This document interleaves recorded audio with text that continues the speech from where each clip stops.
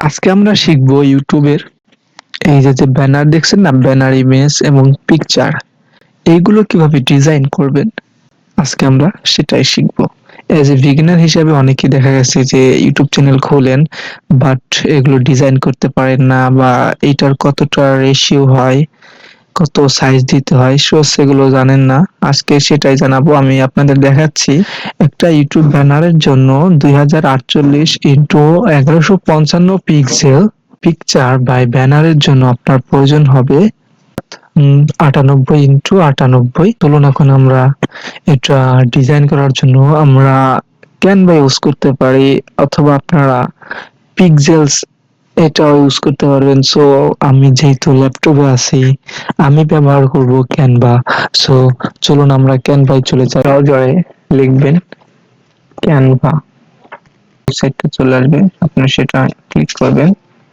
Sign up option আছে, আপনার এখান থেকে সাইন আপ করলে নতুন কোনো জিমেইল বা নতুন কোনো অ্যাকাউন্ট দিয়ে সাইন আপ করলে আপনারা পেয়ে যাবেন 30 দিনের ফ্রি ট্রায়াল। তো আমি সেটা নিয়ে চেষ্টা করব। তো এটাতে আমি ট্রায়াল নিলাম। বেশ কিছু টেমপ্লেট পেয়ে যাবেন এখানে। এখান থেকে আপনাদের যেটা ভালো লাগে সেটা ব্যবহার করবেন। আমাদের টেমপ্লেটটা ওপেন হয়ে গেল। এখন আমরা এটাকে এডিট করব। এখানে আপনার চ্যানেলের যে নাম আপনি সেটা দিবেন। বড় সার্চ করব,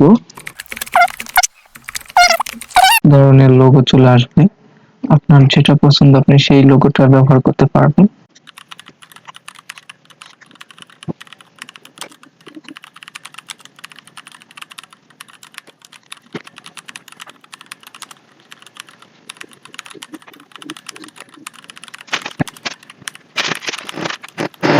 আমরা এতক্ষণ ডিজাইন দেখছিলাম, এখন আমরা দেখবো কিভাবে ইউটিউবের লোগো এবং ব্যানার আপলোড করতে হয়।